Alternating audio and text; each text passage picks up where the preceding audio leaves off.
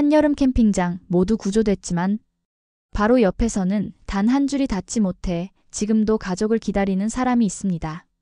30명을 구한 줄 하나. 하지만 3km 떨어진 곳에서는 그 줄이 미처 닿지 못했습니다. 지금도 수색은 멈추지 않고 있습니다. 가평 북면 산사태 현장에서는 오늘도 구조대원들이 실종된 한 엄마를 찾기 위해 산을 오르고 있습니다. 2025년 7월 19일 아시아 3개국이 동시에 물에 잠겼습니다. 한국 가평, 일본 규슈, 중국 허난성, 같은 시간, 같은 강도의 폭우가 쏟아졌습니다. 기상학자들은 이를 100년에 한 번 볼 수 있는 동아시아 기후 대재앙이라고 불렀습니다. 하지만 그 뒤의 장면은 완전히 달랐습니다. 가평의 신상리 캠핑장에서는 허리까지 찬 물속에서 30명이 줄 하나에 매달려 하늘로 올라갔습니다. 그 중에는 3세 아이부터 83세 노인까지 임신 8개월의 산모도 있었습니다. 모두가 무사히 돌아왔습니다. 불과 3km 떨어진 북면 펜션에서는 예약 취소가 되지 않아 그곳에 머물던 한 가족, 엄마와 아빠, 두 아들이 산사태를 만났습니다. 17세 소년만이 살아남았습니다. 아빠와 13세 어린 아들의 시신은 사흘 후 발견되었지만 엄마는 아직도 찾지 못했습니다. 규슈의 작은 마을에서는 83세 할머니가 간신히 구조됐지만 30분만 늦었다면 위험했을 상황이었습니다. 중국 허난성 정저우에서는 공식 발표로 22명이 실종됐지만 실제로는 수백 명, 어쩌면 수천 명이 돌아오지 못했을 가능성이 제기되고 있습니다. 같은 재난, 완전히 다른 움직임 무엇이 이 차이를 만들었을까요? 더 나은 장비도 더 완벽한 시스템도 아니었습니다. 그 순간 누가 먼저 움직였는가의 차이였습니다. 한국은 완벽하지 않았지만 반응했고, 일본은 정확했지만 기다려야 했고, 중국은 아예 숨겼습니다. 저는 지금도 진행 중인 이 이야기를 전하려 합니다. 줄 하나가 30명을 구한 이야기를, 완벽한 시스템도 간신히 막을 수 있었던 위기를, 그리고 수천 명이 사라져도 22명이라고 발표하는 나라의 이야기를.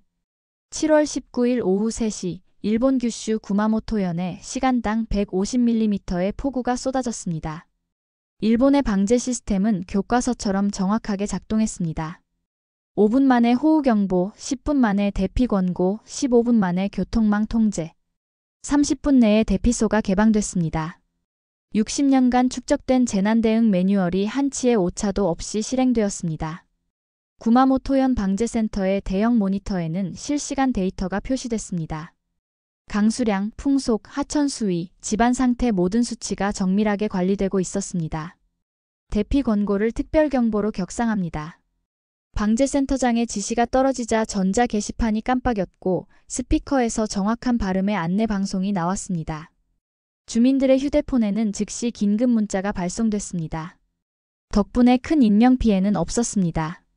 구마모토현의 99.2%의 주민이 안전한 대피소에 도착했습니다.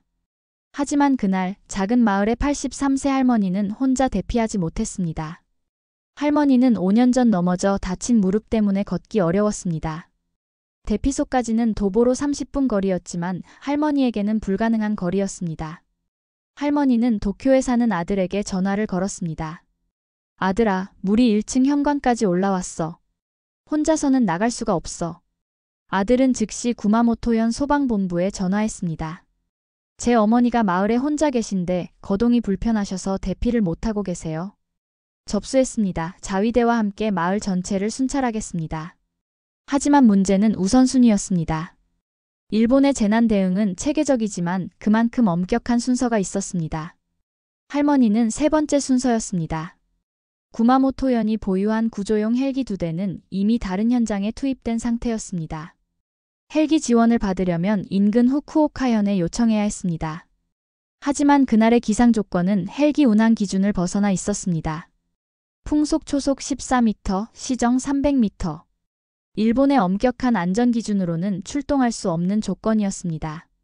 안전기준을 준수해야 합니다. 사고가 나면 더 큰 피해로 이어집니다. 후쿠오카현 소방항공대의 판단이었습니다. 결국 자위대 순찰팀이 마을을 돌며 개별 구조에 나섰습니다. 오후 4시 물이 할머니 집 1층을 완전히 덮었습니다. 5시에는 2층 계단 아래까지 차올랐습니다. 할머니는 방 안의 책상 위로 올라가 도움을 기다렸습니다. 할머니는 하얀 천을 창문에 매달았습니다. 도와주세요라고 쓴 종이도 붙였습니다. 오후 6시 30분 자위대 순찰팀이 마을에 도착했습니다. 저기 집에 불이 켜져 있습니다. 선임대원이 할머니 집을 발견했습니다. 할머니, 괜찮으세요? 여기 있어요. 도와주세요. 자위대원들은 보트를 이용해 할머니를 안전하게 구조했습니다. 물에 3시간 30분 동안 노출됐지만 다행히 큰 문제는 없었습니다. 자위대의 마을 순찰로 구조됐지만 아슬아슬한 상황이었다고 합니다. 30분만 늦었다면 위험했을 것이라고 의료진이 말했습니다. 아들은 병원에서 어머니를 만나며 말했습니다. 정말 다행이에요. 그런데 어머니처럼 혼자 계신 분들은 그런 구조 시스템에서 좀 소외된 느낌이었어요. 30분만 늦었으면 위험할 뻔했다고 하더라고요. 일본 언론의 보도는 긍정적이었습니다. NHK는 규슈 지역 폭우, 신속한 대응으로 인명피해 최소화라고 보도했습니다.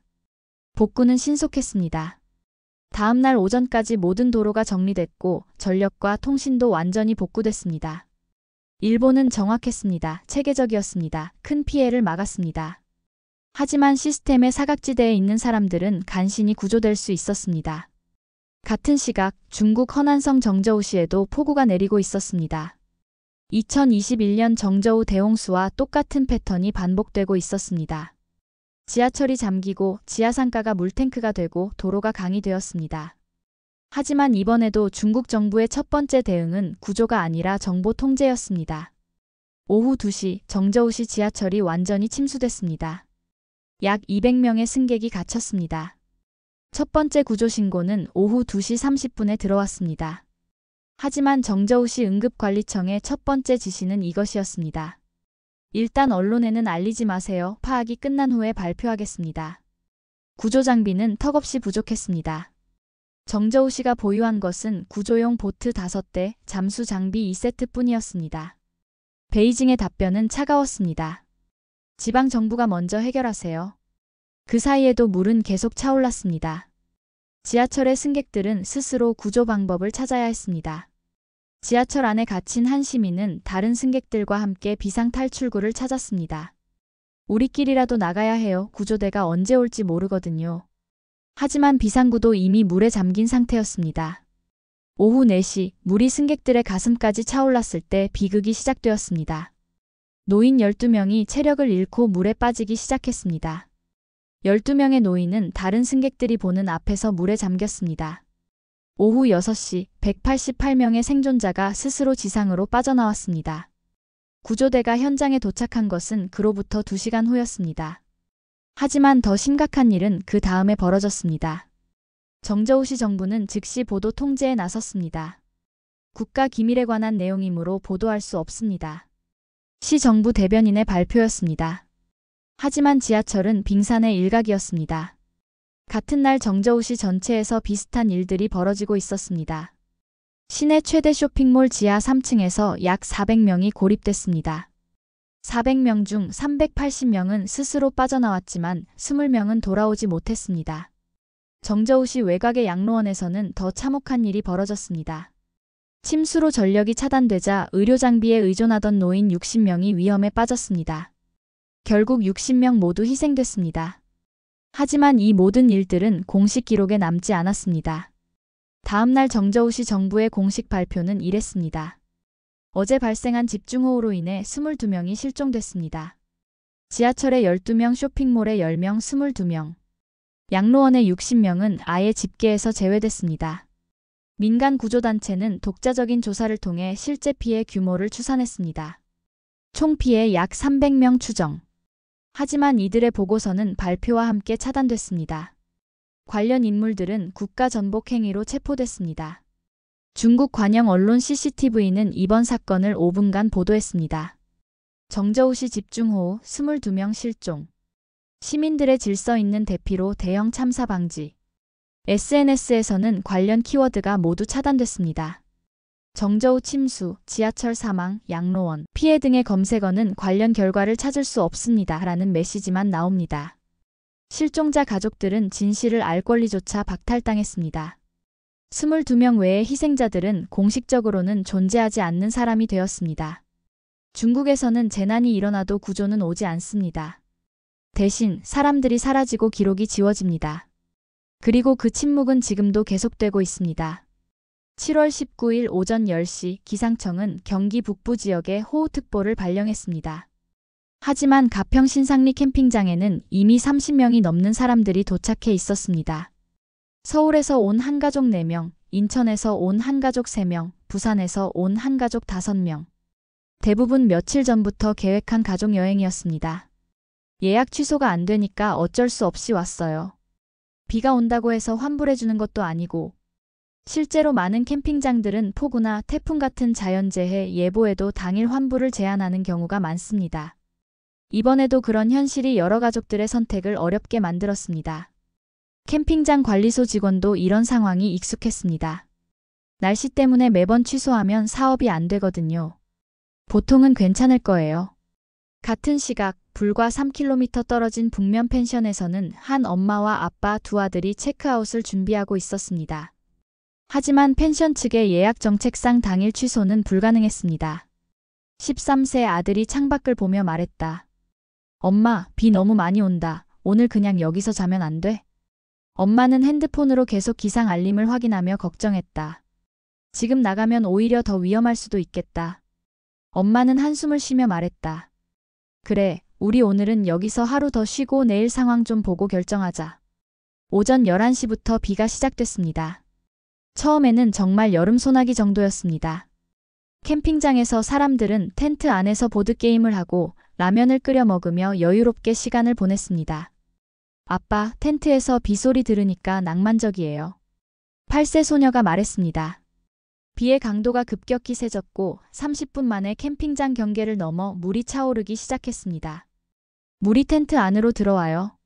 한 아이가 엄마에게 말했습니다. 10분 후 물은 발목까지 차올랐습니다. 또 10분 후에는 무릎까지 찼습니다. 캠핑장 관리인이 다급하게 소리쳤습니다. 모든 분들 높은 곳으로 대피하세요. 빨리요. 사람들은 급히 중요한 짐만 챙겨 작은 언덕으로 대피했습니다. 그곳이 캠핑장에서 가장 높은 곳이었지만 해발 50m에 불과했습니다. 임신 8개월인 여성이 남편에게 걱정스럽게 말했습니다. 여보, 진짜 위험한 것 같아요. 괜찮을 거야. 신고했으니 곧 119가 올 거야. 남편이 아내를 안으며 말했지만 그 자신도 이런 상황은 처음이었습니다. 캠핑장 관리소 직원이 유선 전화로 119에 신고했습니다. 여기 가평 신상리 캠핑장인데요. 갑자기 물이 너무 빨리 차오르고 있어요. 30명 정도 고립됐는데 어린아이 6명, 임산부 1명도 있어요. 빨리 와주세요. 오후 2시 40분이었습니다. 119 종합 상황실은 그 순간 전국에서 쏟아지는 신고로 포화 상태였습니다. 가평 캠핑장 30명 고립, 오산 지하차도 침수, 차량 10대 갇힘, 광주 북구 맨홀 붕괴, 시민 1명 실종. 상황실 직원들은 쉴 새 없이 전화를 받으며 상황을 파악하고 있었습니다. 우선순위를 어떻게 정할까요? 담당자가 상황실장에게 물었습니다. 어린아이와 임산부가 있는 곳부터 갑시다. 생명이 가장 위급한 곳부터요. 경기도 재난안전대책본부, 가평군청, 가평소방서에 동시에 상황이 전파됐습니다. 신고 접수 후 5분 만의 일이었습니다. 하지만 현실적인 문제가 있었습니다. 가평 지역 헬기는 이미 오산 현장에 출동한 상태였고 가장 가까운 헬기는 강릉에 있었습니다. 강릉에서 가평까지 40분 걸립니다. 관제탑에서 보고했습니다. 보내세요. 지금 당장요. 더 큰 문제는 날씨였습니다.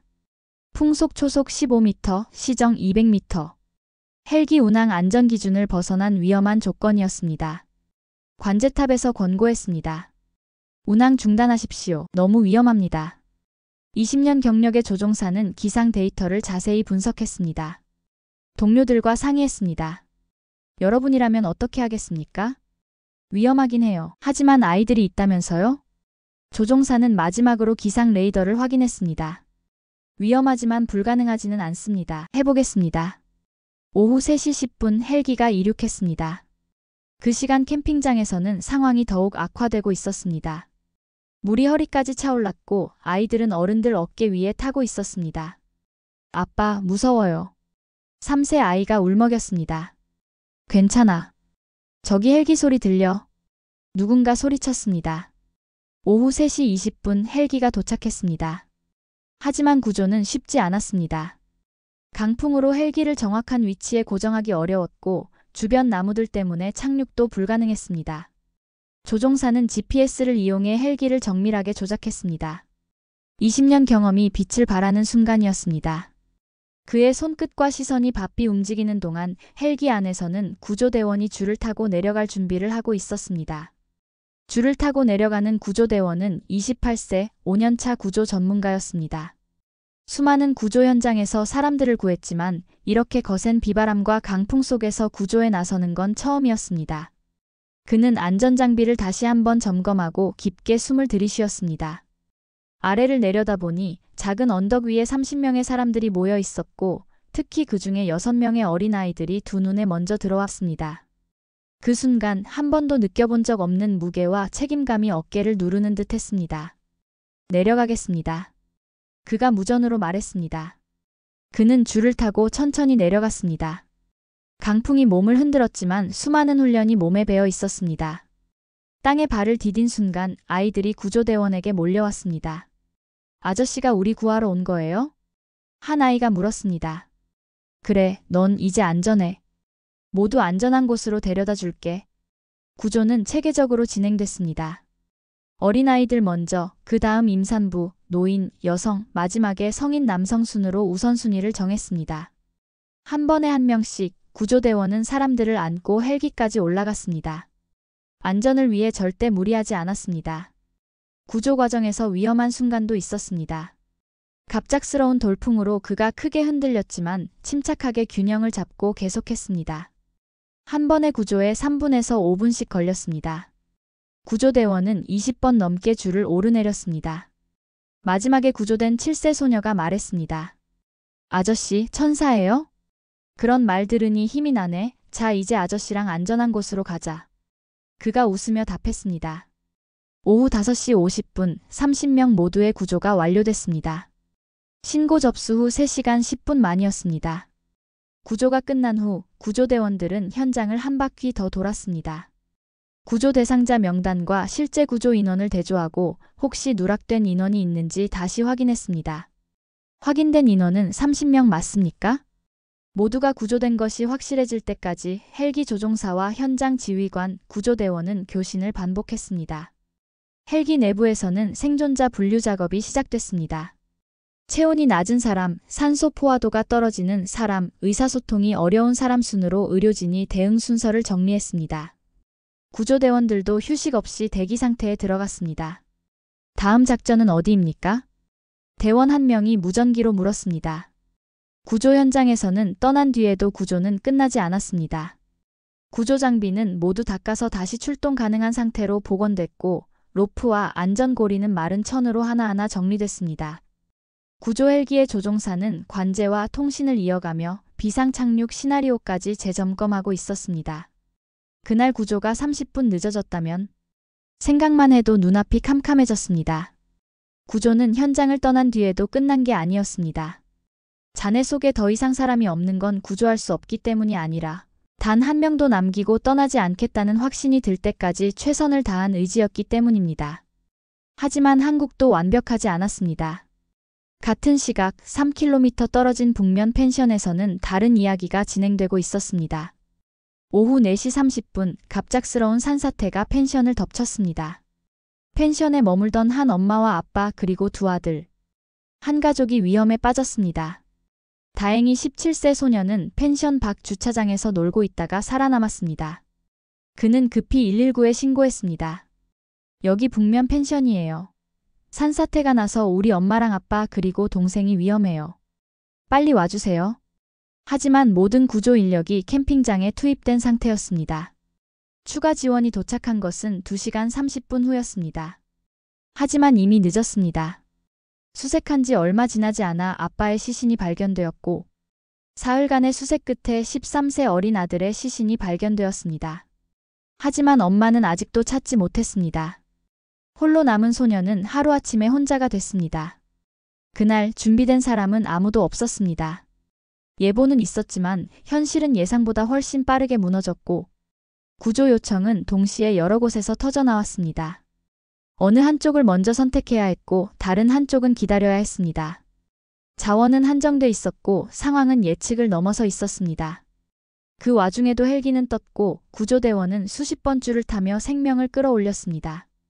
모두를 구할 순 없었습니다. 하지만 구할 수 있는 사람은 끝까지 놓지 않았습니다. 세 나라의 대응은 같은 재난 속에서도 전혀 다른 방향으로 움직였습니다. 일본은 모든 것이 정확했습니다. 5분 만에 경보, 10분 만에 대피 지시, 15분 만에 교통 통제. 하지만 개별 구조는 순서가 있었고 안전 기준은 엄격했습니다. 장비는 훌륭했지만 생존자는 결국 기다려야 했습니다. 할머니의 손자는 지금 시민단체를 운영하고 있습니다. 할머니는 간신히 구조됐지만 30분만 늦었다면 위험했을 거예요. 시스템은 완벽했지만 시스템 밖의 사람들도 있다는 걸 깨달았습니다. 중국은 구조보다 은폐를 선택했습니다. 실제로는 수백 명, 어쩌면 수천 명이 희생됐을 가능성이 높지만 공식 발표는 여전히 22명에 불과합니다. 지하철 생존자는 해외에서 계속 증언하고 있습니다. 중국에서는 재난이 나도 구조는 오지 않아요. 정부보다 빨랐던 건 통제였고 그 자리를 침묵이 대신했어요. 한국은 가장 혼란스러웠습니다. 전국 동시 재난으로 자원이 부족했고 안전 기준도 초과했습니다. 하지만 반응 속도가 달랐습니다. 신고 접수 5분 만에 상황 전파, 40분 만에 헬기 도착, 3시간 10분 만에 30명 구조 완료. 이후 출동 지시는 광역재난 대응 매뉴얼 3단계 프로토콜에 따라 이루어졌습니다. 상황실은 먼저 위험군 분류를 실시하고 1순위 지역으로 캠핑장을 지정했습니다. 구조 인력과 장비는 출동 전 3분 내로 구성됐고 인근 구조대는 바로 투입 가능한 헬기 위치를 조회했습니다.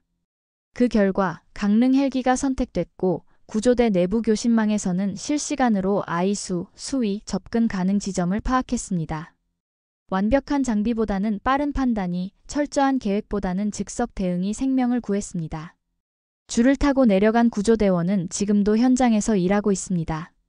그날 30명을 구했지만 그 엄마와 아빠 어린 아들을 구하지 못한 것도 잊지 않아요.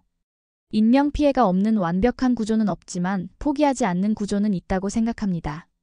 20년 경력의 조종사도 마찬가지입니다. 그날의 선택이 옳았는지는 아직도 모르겠어요. 위험했던 건 사실이니까요. 하지만 그렇게 즉각적으로 움직이지 않았다면 인명피해는 더 많았을 거예요. 그렇게 세 나라의 대응은 저마다 다른 결과를 남겼습니다.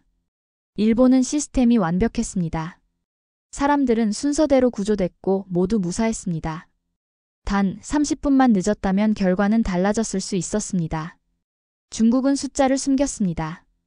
공식 발표는 22명 실종. 하지만 현지에서는 300명에서 3,000명까지 피해자가 존재할 수 있다는 의혹이 제기됐습니다. 정작 구조대는 오지 않았고 시민들은 스스로를 구조해야 했습니다. 한국은 가장 혼란스러웠습니다. 하지만 신고 5분 만에 상황이 전파됐고 40분 만에 헬기가 도착, 위험을 감수하고 출동한 결과 3시간 10분 만에 30명을 구조해냈습니다. 동시에 다른 곳에서 2사람은 구조되지 못했습니다. 숫자만 보면 일본이 가장 잘한 것처럼 보일 수도 있습니다. 하지만 숫자보다 중요한 것은 그 나라가 재난 앞에서 어떤 우선순위를 선택했느냐입니다. 일본은 체계적인 시스템을 우선했습니다. 정확한 지침이었지만 누군가는 기다려야 했습니다. 중국은 체면을 우선했습니다. 진실보다 은폐를 선택했습니다. 한국은 예측을 벗어난 상황에서 속도를 선택했습니다. 구조는 완벽하지 않았고 조건도 좋지 않았습니다. 늦게 도착할 수밖에 없었던 곳도 있었지만 그 피해를 줄이기 위해 모두가 끝까지 움직였습니다. 그날 줄을 타고 내려간 사람들은 그렇게 누군가의 삶을 붙잡았습니다. 이 시각 가평 북면 산사태 현장입니다. 수색 작업이 계속되고 있지만 그 엄마는 아직 발견되지 않았습니다. 지금도 가평 북면에서는 수색이 계속되고 있습니다. 실종된 엄마의 흔적을 찾기 위해 구조대원들이 매일 산을 오르고 있습니다. 가평군청 임시대피소에서는 복잡한 감정들이 교차하고 있습니다. 엄마와 아빠 그리고 동생이 실종된 산사태 현장과 30명이 구조된 캠핑장입니다. 복잡한 마음이에요. 미안한 마음도 들고 감사한 마음도 들어요. 그래도 누구를 원망하고 싶진 않아요. 그분들도 정말 최선을 다하셨다는 걸 아니까요. 가평군청 임시대피소에는 구조된 가족들과 구조대원들 그리고 남겨진 이들이 함께 머물고 있습니다. 그곳엔 안도와 미안함, 고마움과 슬픔이 뒤섞여 있습니다. 누군가는 안심했고 누군가는 그 안심에 미안함을 느꼈고 또 누군가는 그 미안함에 아무 말도 하지 않았습니다. 밤이 되면 각자의 텐트에서 조명이 하나둘 꺼지고 누구도 먼저 인사를 나누지 않습니다. 서로 마주치면 조용히 고개만 끄덕이는 것으로 충분합니다. 한 임신부는 여전히 불안한 마음을 안고 태동을 느끼고 있습니다. 그녀는 말합니다. 이 아이가 세상에 나왔을 때 꼭 말해줄 거예요. 네가 살아있는 건 많은 분들이 포기하지 않았기 때문이라고. 그녀는 같은 대피소에 있는 소년을 볼 때면 자꾸만 미안한 마음이 든다고 합니다. 우리는 구조됐지만 그들은 그러지 못했어요. 왜 우리만 살아남았을까 하는 생각이 들어요. 그래서 어떤 날은 혼자 조용히 산책을 나갔다가 소년의 자리에 음료 하나를 놓고 돌아옵니다. 하지만 누구도 쉽게 위로하거나 설명하려 들지 않습니다. 무슨 말을 해야 할지 어떤 말이 더 상처일지도 몰라서입니다. 하지만 누구도 쉽게 위로하거나 설명하려 들지 않습니다. 모두가 각자의 감정과 질문을 품은 채 조용히 서로를 지켜볼 뿐입니다. 무엇이 옳았는지, 왜 그런 차이가 났는지 그 누구도 가르치려 하지 않고 감히 단정할 수도 없습니다. 지금 이곳에 필요한 건 말이 아니라 끝까지 포기하지 않는 마음이라는 걸 모두가 알고 있기 때문입니다. 재난은 언제든 올 수 있습니다. 지진도, 태풍도, 폭우도 인간의 힘으로는 막을 수 없습니다. 하지만 그 재난 앞에서 어떻게 반응할 것인가는 우리가 선택할 수 있습니다. 일본처럼 완벽한 시스템을 믿고 기다릴 것인가? 중국처럼 불편한 진실을 감출 것인가? 한국처럼 완벽하지 않아도 책임지고 먼저 움직일 것인가? 그날 가평에서 줄 하나가 30명을 구했습니다. 하지만 그 줄 하나는 단순한 구조 도구가 아니었습니다. 그것은 포기하지 않겠다는 마음의 상징이었습니다. 조종사가 위험을 감수하고 헬기를 띄운 반응, 구조대원이 20번 넘게 줄을 타고 오르내린 움직임, 상황실에서 아이들이 있는 곳부터라고 말한 우선순위. 그 마음들이 모여서 줄 하나가 된 것입니다. 완벽한 시스템은 없습니다. 완벽한 인명피해가 없는 구조도 없습니다. 하지만 포기하지 않는 마음은 있습니다. 안타깝게도 그 줄이 한 엄마와 아빠 그리고 어린 아들에게는 미처 닿지 못했습니다. 아직도 가평 북면 산사태 현장에서는 수색이 계속되고 있습니다. 지금도 구조대원들이 실종된 엄마를 찾기 위해 고군분투하고 있습니다. 현재 가평 현장에는 890여 명의 구조대원과 구조견 25마리, 여러 대의 헬기와 드론이 투입돼 하루도 빠짐없이 촘촘한 수색이 이어지고 있습니다. 다행히 지금까지 구조 인력의 부상이나 인명피해는 보고되지 않았습니다. 이는 현장이 철저한 계획과 안전수칙 아래 운영되고 있기 때문입니다. 수색대원들은 오늘도 새벽 6시에 산을 오릅니다. 산사태 지역을 나눠 조별로 탐색하고 매 시간마다 드론으로 상공을 점검합니다. 하지만 그들의 발걸음이 머무는 곳은 꼭 산 위만은 아닙니다. 이번 집중호우로 인해 산 아래 마을과 도로가 통째로 물에 잠겼습니다. 원래는 길이었고 마당이었지만 지금은 허리까지 물이 차오른 작은 호수가 되었습니다. 수색대원들은 그 물속으로 조심스럽게 들어갑니다. 진흙과 잔해, 부유물이 뒤섞인 땅 위에서 금속 탐침봉을 이용해 바닥을 찌르며 나아갑니다. 1m를 탐색하는데도 수십 번을 찌릅니다. 바닥을 더듬고 주변을 걷고 물 위에 떠 있는 작은 나뭇가지 하나도 놓치지 않으려 애씁니다. 그 속도는 느리지만 움직임은 멈추지 않습니다. 지금 이 순간에도 그들은 말없이 그 물속을 걷고 있습니다. 구조는 끝나지 않았습니다. 하루가 지나고 이틀이 지나도 그 손은 여전히 줄을 잡고 있습니다. 그날 그곳엔 포기하지 않은 마음들이 있었습니다. 위험을 감수한 비행, 수십 번의 줄타기, 그리고 아이들부터라는 한마디. 그렇게 하나의 줄이 만들어졌고 지금도 그 줄은 이어지고 있습니다. 때로는 헬기에서 내려오는 밧줄일 수 있고 때로는 절망 속에 건네는 말 한마디일 수 있습니다. 중요한 건 우리가 그 줄을 놓지 않는다는 것입니다. 그리고 언젠가 그 줄을 내릴 사람이 바로 우리일지도 모릅니다. 지금 이 순간에도 가평 북면 산에서 구조대원들은 실종자를 찾기 위해 산을 오르고 있습니다. 밤낮 없이 움직이는 모든 구조대원 여러분 진심으로 감사합니다. 여러분의 땀과 헌신이 누군가에게는 삶의 줄이 되고 있습니다. 그리고 사랑하는 사람을 잃은 모든 분들께 깊은 위로의 마음을 전합니다. 그 상처는 쉽게 치유되지 않겠지만 당신들이 혼자가 아니라는 것을 기억해 주셨으면 합니다. 이 영상이 당신께 작은 울림이 되었다면 구독과 좋아요로 함께 해주세요. 여러분의 관심이 다음 이야기를 준비하는 힘이 됩니다.